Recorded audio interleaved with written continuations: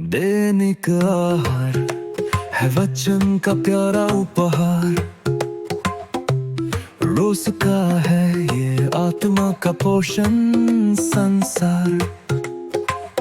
हर शब्द में छुपी है ईश्वर की पुकार। आओ सुनो समझो जीवन में लाओ प्यार।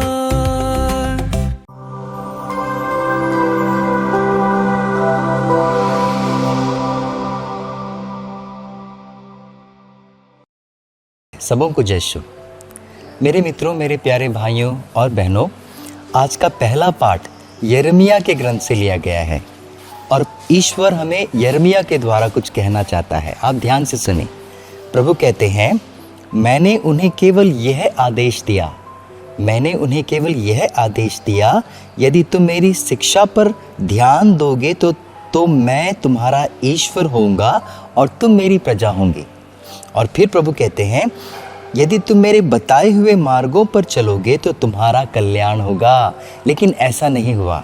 ऐसा क्यों नहीं हुआ? क्योंकि उन्होंने मेरी बात पर ध्यान नहीं दिया और मेरी आज्ञाओं का पालन नहीं किया।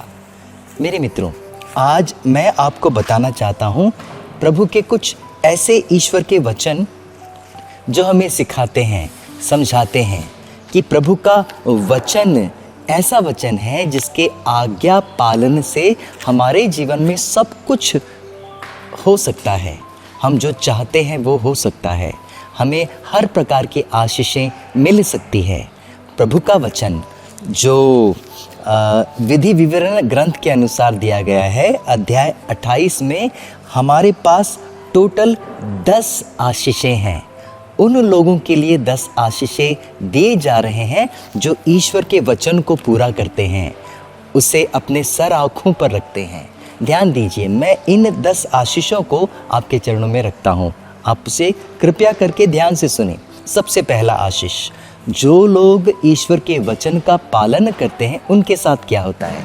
प्रभु कहते हैं, तुम सभी राष्ट्रों से महान होंगे। पहला आशीष। दूसरा आशीष है, नगर में या देहात में तुम्हारा कल्याण होगा। तुम या तो फिर नगर में रहते हो तो भी कल्याण होगा, देहात में रहते हो तो भी कल्याण होगा।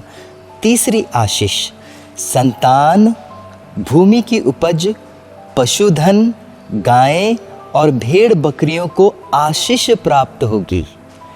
आप नगर में हो या देहात में हो, आपके यहाँ जितनी ज़मीन है, जितने जायदाद हैं, जितनी भेड़ बकरियां हैं, जितने फूल पेड़ पौधे हैं, उन सबों को आशीष मिलने वाली है। तीसरी आशीष, ध्यान से सुनिए। प्रभु कहते हैं, तुम्हारी टोकरी को भी आशीष मिलेगी और साथ ही साथ आटा गूंथने के पात्र को भी आशीष मिलेगी। तुम्हारी टोकरी जिसमें तुम सब्जी रखते हो उसे भी आशीष मिलने वाली है और साथ ही साथ उस बर्तन को भी आशीष मिलेगी जहां तुम अपना आटा गूंथते हो। ध्यान से सुने।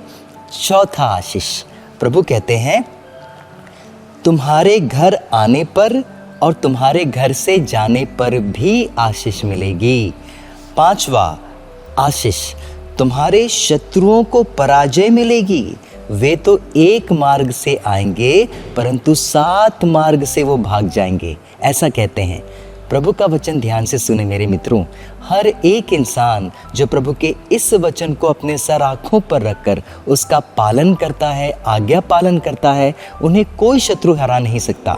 उनके जीवन में मानो एक शत्रु भी आ जाए तो वो एक रास्ते से भी आ जाए, लेकिन उन्हें 7 रास्तों से भागना पड़ेगा। ऐसा विधि विवरण ग्रंथ का यह वचन कहता है। अब ध्यान से सुनिए। प्रभु का वचन कहता है, छठवां आशीष। प्रभु कहते हैं, तुम्हारे भंडारों को आशीष मिलेगी। जहाँ तुम अनाज रखते हो उन भोजनों को भी आशीष मिलेगी जो आपके भंडार में रखे जाते हैं। 8वां आशीष, पृथ्वी के राष्ट्र तुम्हारा सम्मान करेंगे। हर व्यक्ति जो जानेगा तुम्हें, जो पहचानेगा तुम्हें, वो तुम्हारा सम्मान करेंगे। प्रभु का वचन कहता है। 9वां आशीष, हर प्रकार के वरदानों से तुम संपन्न हो जाओगे। किन किन वरदानों से संपन्न हो जाओगे? पहला, संतानों की दृष्टि से संपन्न हो जाओगे, भूमि की उपज की दृष्टि से तुम संपन्न हो जाओगे, भरपूर बारिश से तुम संपन्न हो जाओगे। अन्य राष्ट्रों को उधार तुम्हें देने की नौबत नहीं आएगी, क्योंकि तुम्हारे पास इतना कुछ होगा कि तुम्हें किसी को उधार से लेने की ज़रूरत नहीं पड़ेगी, बल्कि तुम उधार दे पाओगे, ऐसा प्रभु कहता है। 10वां आशीष, वह तुम्हें नेता बनाएगा, किसी का अनुयायी नहीं। यह सारे आशीषें मेरे मित्रों आपके जीवन में बहकर आने वाले हैं, बशर्ते आप ईश्वर के वचन का पालन करो, ईश्वर के वचन पर मनन चिंतन करो, और उसकी आज्ञा का पालन करने से ही ऐसी आशीषें मिलने वाली है। सबों को जय यीशु।